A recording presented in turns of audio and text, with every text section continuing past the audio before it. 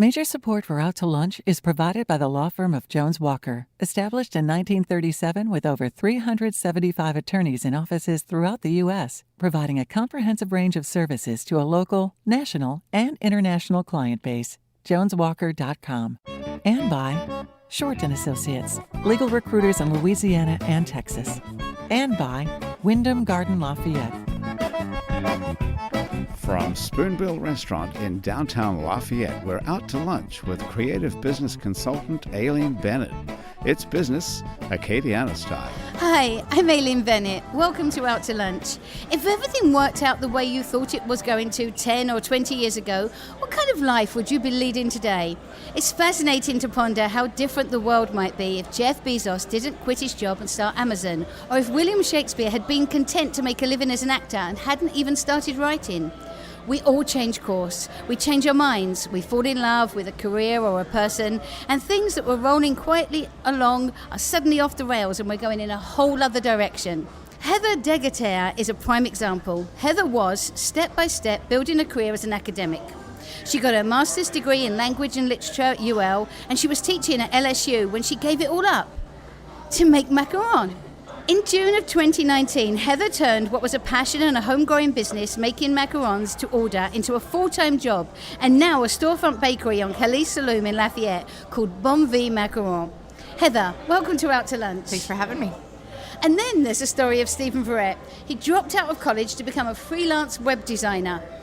If you're waiting for a story about how Stephen became fabulously successful web designer, well, I could tell that story, but instead I'm going to tell you about how he gave that up to open a restaurant in Lafayette. Along with a couple of partners, Stephen took over what was the old filling station restaurant, which itself was originally a gas station, and then turned it into Spoonbill. Today we're sitting at a table at Spoonbill across from its co-owner, Stephen Verrett. Stephen, welcome to Out to Lunch. Thank you, Aileen. Good to see you. Heather, when people talk about their ideal job, they often mention variety and vacations. You were a college professor, which comes with lots of variety. The students change every year. You get to work on your own writing and lots of vacation. You traded that for being tied to a bakery, a retail outlet, and baking macaron every day. Although that trade-off might sound crazy to some people, owning your own business does give you the absolute control over your work life. And in the long run, there's only so far you can go in academia. If Bonne Vie Macarons work, you can do very well financially. You could have a chain of them across the country. So what was it that pushed you into making this business and life change? Do you just love baking macaron, or is it the potential of a brighter future that attracted you? I had a daughter, I had a child, so academia shifted a little when I had her. And after a year of time with her, she needed to eat, so I picked up cooking. Those children like eating, They don't like they? to eat real food. So I picked up cooking, and it was a challenge, and I grew up in a very big Acadian family, so people cooked, around us all the time. But I tried my hand at it. It wasn't as hard as I thought it would be, so I said, I need challenge. I'm going to be home all the time. I'm doing my classes online. I'm teaching. I'm mothering, but I need something harder. I need something more challenging to do. And I Googled. So that wasn't challenging enough. It wasn't challenging enough. I Googled most challenging dessert. I need the hardest dessert I can find. No, really? I have This the is how entirety of the summer. I can figure it out. And that showed up, and I saw a tasty video of someone making a tasty video of it. And I'm like, I'm going to get this. This will be fine, and then I'll be the best. That's what I'll be, just the best at it. And I can say that I've done it. And what actually happened was my first batch was perfect. I was like, easily, hands down, I'm gifted, right? And then every subsequent batch for the next 3 months was awful. So because they're really precise. The temperature has to be perfect. Right. The weather has to be just right. I have different recipes for different conditions. What a great place to do it in if the weather's It's a terrible right. place to do it. But there's a company in Miami that ship them out by millions. And I was like, if they can do it, I can do it. Yeah.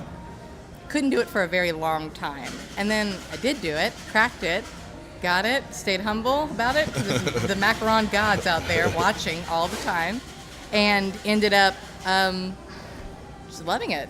The colors, the conditions, the flavors, the ideas, the fact that they're so photogenic was really nice. Yeah. As a budding Instagram millennial, it was everything I wanted. What were the first flavors you made? And they were terrible.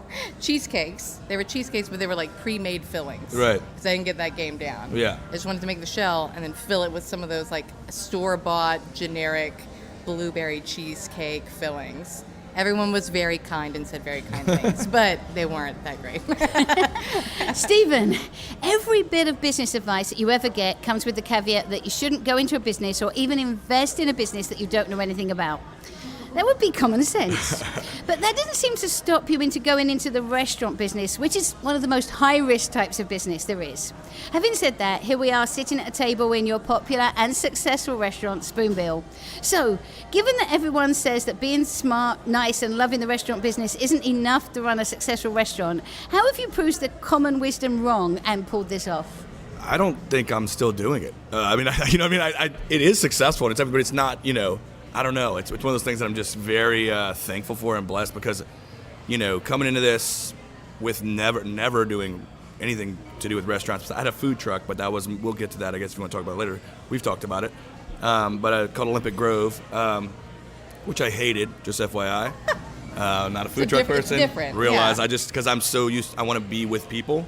And being in a food truck is just me and Jeremy, and it's great. I love him. He's like a brother to me, but... Jeremy's one of the other partners. Yeah, he's the other partner and chef here, Jeremy Connor. So we did the pizza food truck together, and it's just like, I'm not interacting with people enough. This is driving me insane. I love you, but I got to get out of this place. So this was that stepping off point of, okay, well, that was a stepping off point to this. It got us to kind of look for a building to make a restaurant in, and to be successful in it, we shot for the stars, or however you said that. Just kind of really just try to do everything we could to make the best place we could. And obviously, this building is iconic in Lafayette. And when you have the opportunity to buy it, you buy it. You buy this place because it's naturally going to be central. Yeah. Central, and if you do just a little bit to it, it'll be beautiful. At the end of the day, that's really, I just shot for it and hoped it worked out. So you got into the food business for the people, not for the food? Exactly. That's exactly what it is. And that is your skill here. Everyone that walks in, you're like the maitre d'. Yeah, that's basically, exactly that. A glorified maitre d'. But, I got into it for the people, not for the food. The food's great, but I left that to Jeremy. Jeremy is a wizard when it comes to food. And you know it. We have some of it in front of us right now. Yeah. It's this, when you have a person to partner with that basically takes that burden off of you, the restaurant business becomes just people, and I have to manage people. So Heather, you loved the food first, and then you started to open a storefront. So you obviously love people too, because you could have done this and kind of been behind the scenes the whole time. Yeah. So where do the people fit in? I think... I guess it's really nice now that we're just that little bit bigger, because I don't have to manage kind of that email situation or the orders. I can handle the people coming in, talk, get to know them, know what their favorite is, which is my favorite to learn, see their kids, see everybody kind of like move about and change and shift and move, which is so sad, and then they come back and visit. The people kind of fit in that they're the lifeblood. They're the people who tell me, Heather, this is great, or Heather, this is terrible, don't do this again. And then you can keep growing from there in community, which is so great. The Kaliste Saloom location was perfect because there's so much traffic there, and it was practically built for a bakery. Huge windows, chandeliers, it's just optimal. So is it you that does everything? You bake, you sell, do you run the social media and take the orders? It's me. How do you juggle all of those things? My beautiful mother took over the emails when I was at my breaking point last year. Because they see you on Facebook and you're like, right, you must email this week for these flavors and this thing, and you're very There's strict a schedule about... there. We know exactly how much we need to make it a joy, and how much we can produce in that time. We're still very small batch people. So we're doing our very best all the time, but we also know we don't want to grow too big to where we can't possibly get to know the people around us, to where we're just fulfilling business and not doing the work that really matters, which is helping people celebrate. If somebody approached you and said, I can make a national chain out of your company, and I'm going to ask you this too, Stephen. I have the answer too. If someone approached me and said that? Yeah. It'd be a longer discussion. But it would be a discussion you were open to? It would be a discussion, yeah. All 'cause it might be possibilities are Stephen that's calling you. possibilities. Stephen, if someone came and said, look, I love this place, I love the food, we can recreate this, we're going to build things that look like this all over the country, what would you say? I don't think you can find another building like. There are a few of these buildings, but in the location of where this building is, in the heart of downtown Lafayette, you can't recreate that. That's impossible to recreate. So I don't think it would feel the same. I really genuinely don't. I think this restaurant is a standalone kind of. You wouldn't be there. Right. Yeah. Couldn't be Well, all there sure. I mean, you all can the put it time. on me all you want, but at the end of the day, it's really Lafayette. You know, if you want to put it anywhere else, I don't know if it's going to have the same feeling, the same vibe. So you talk about this building being traditionally Lafayette, but neither of your companies are really Cajun-based or Lafayette traditional-based. You're True. this whole new wave. Right. How did people take to? Let's see. Did they call them macaroons or macaron They call when them you opened? macaroons all the time. But not everybody speaks French. Even here, not everybody speaks French. So it's a Because where I come from, macaron and macaroons are very different very things. different things. Yeah, I'm curious. I want to know this because I know one thing, and it's like Right. that That dessert, thing. and I don't know It's the if little I've been round, saying it wrong shiny- the whole time. I'm a You little might worried. have been I'm saying- pretty worried right now. Macaron is a meringue-based Right. almond flour sandwich. It looks like a sandwich. That's the cookie. thing I've had. With the feet and the filling and the fluff Okay. and the inside and the outside. A macaroon is a toasted coconut Is that dessert. those coconut Okay, those I do macaroons? not like. Right. 100%. Because they're gross. Yeah, not for me. That's not my jam either. So macaron. Macaron. Am I saying it right? Macaron. Yes. Okay, that is the thing I love. Good. And a macaroon is the thing I hate. We learned. Right. Okay, we learned something new today. All right, I'm okay with that. So, do both of you work from a business plan? Do you know the projections for the next year? Is it very calculated, right, we're going to grow by this much? Or is it just kind of, let's see what's happening and work it out from there? It's become more calculated. At the beginning, it was just figuring it out. Right now, you know, we are trying to figure out how to grow what we have currently. It's way larger than we ever thought it would be. But at the same time, we still want to be better at it and learn how to serve more people and take care of more people and keep more people happy. And so that's our next goal right now is to basically be better. Yeah. Yeah. Yeah. That's the point. Yeah, right? Absolutely. We, I say we, it's just me. Just me. You- And your mom. mother. And my sweet mom. And my lovely employees. They're all so wonderful. But as far as the big picture goes, I keep it super loose. I know where I want to be in 3 years. That's about it. Where do you want to That's be in where 3 years? I want to be out of my space in a bigger space in 3 I years. see what you're That's saying. what I want. Yeah. Getting there, I think I have very small plans. I have event plans and alcohol plans, and I have pairing plans. I have really cool, smaller plans to get me to that big plan. but Right. Nothing stringently calculated. Yes. So Yeah. the beauty of it is if you take small steps, it won't become overwhelming and it won't become Right. as painful. It stays interesting. Yeah, it stays interesting. Yeah, and it Yeah. stays creative. Right. and Yeah, that's- and if you jump to the next thing though, you're gonna end up you're gonna end up hating it most likely. Right. I feel like. And crunching those numbers is painful. You're listening to Out to Lunch. I'm Aileen Bennett. I'm talking with Heather Degeyter from Bonne Vie Macarons and Stephen Verrett from Spoonbill Restaurant. We'll be back after this very brief break. You're listening to Out to Lunch. I'm Aileen Bennett. I'm talking with Heather Degeyter from Bonne Vie Macarons and Stephen Verrett from Spoonbill Restaurant. So both of you have ended up running businesses so that you can do what you love. Stephen meeting people and Right. Heather making macarons. Did you have to go and learn any particular business skills? How did you get that background? Oh, thankfully I have partners to do all those things. I'm learning more every day because I'm able to kind of take on some new things that I didn't. I'd never ran a restaurant before, to be honest. It showed in the beginning. I hid it very well, but it showed. Now I feel like I'm better than I've ever been, and I'm only going to get better. You keep learning. Yeah, I learn Yeah. every day. So it's truthfully, that's been this most stressful thing. Everything else has been fine. Just becoming a general manager and running this restaurant day to day. You know, I have some of the best employees on earth. They're fantastic.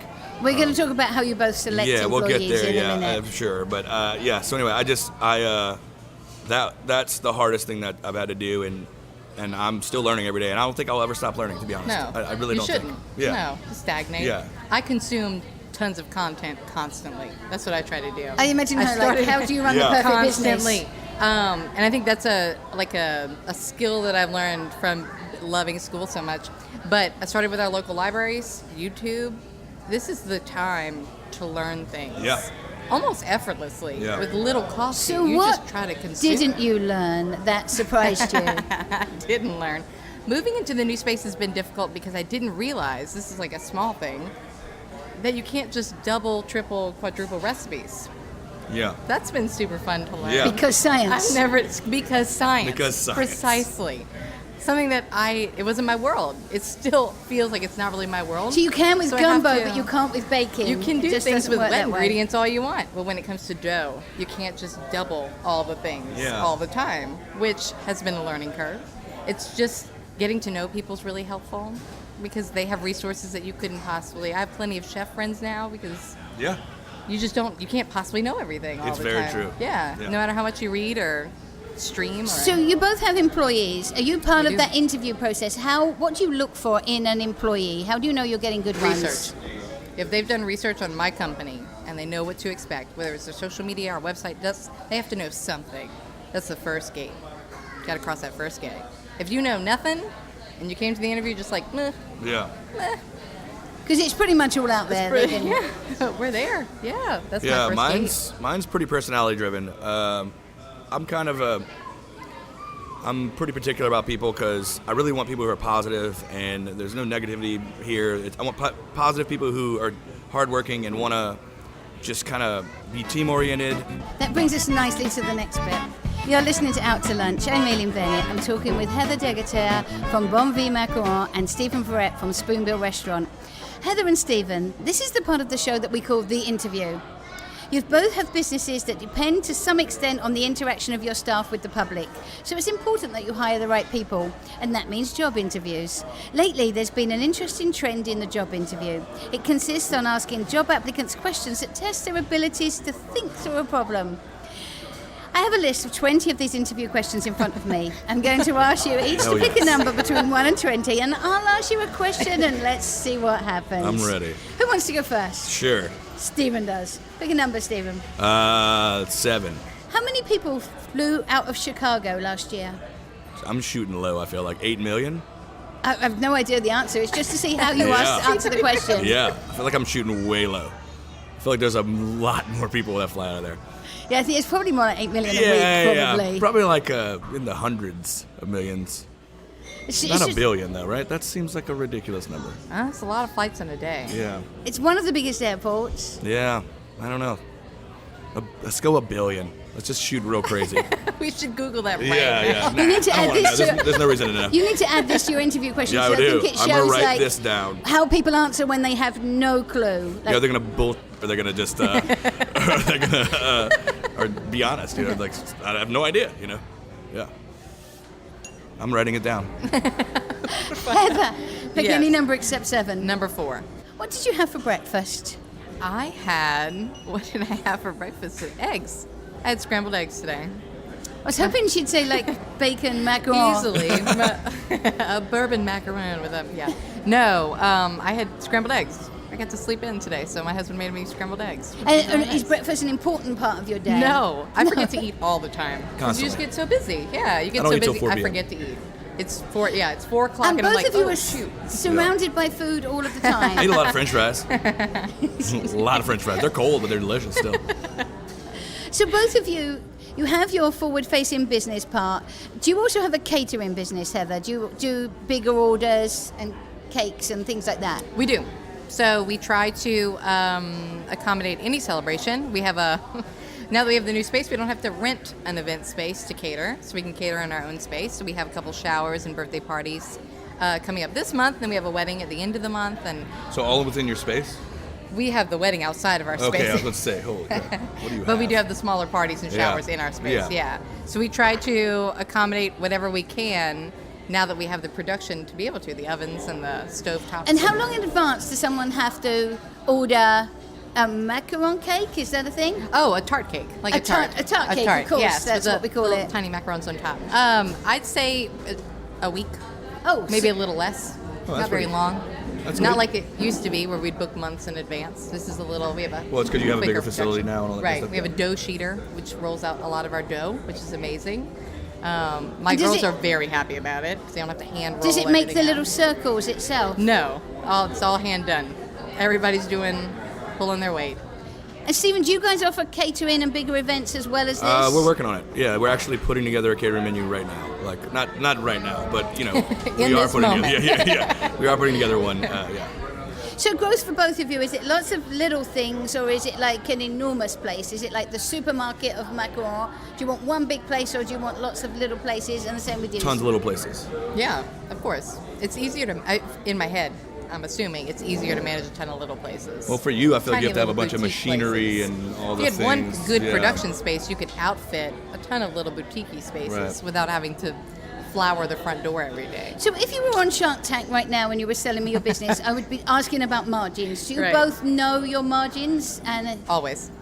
would you like to tell us what they are? No. Yeah, same.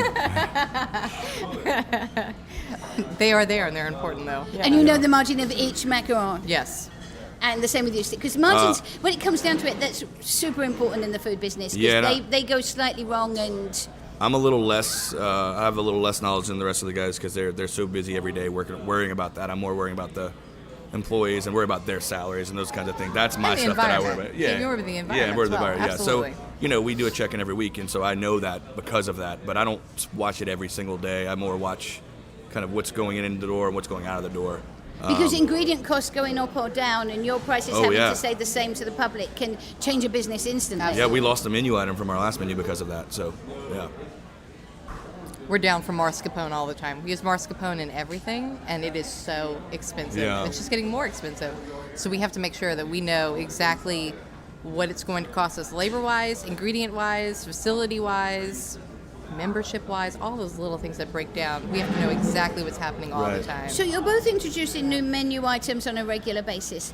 How do you know when they work and when they don't work? They don't sell. That's how I know they don't work. Oh, They're so not you selling. do you just put them out there and hope it works? We have taste testers each month. People who are just selected at And random. how do we sign up so to good. be a Sign up taste for a Yeah, I was taste just about to tester. ask that too. What is your It's email? all- I can Yeah. get all people through our to- social media. I'm pretty into that. We have taste testers each month. Just come pick up something free. They try it. They have a survey to fill out, and Are they just friends of yours or just random people? random people on our social media. Interesting. That's Yeah, pretty neat. anyone local. Stephen, do you ever need taste testers? How do Me you and my decide other partner on... Adam. And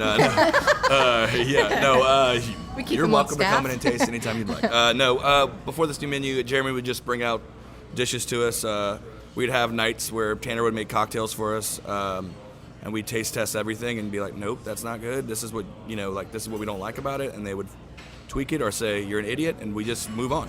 It's like they may not. We don't have to like everything they make, but at the same time, if there's a vote that gets taken.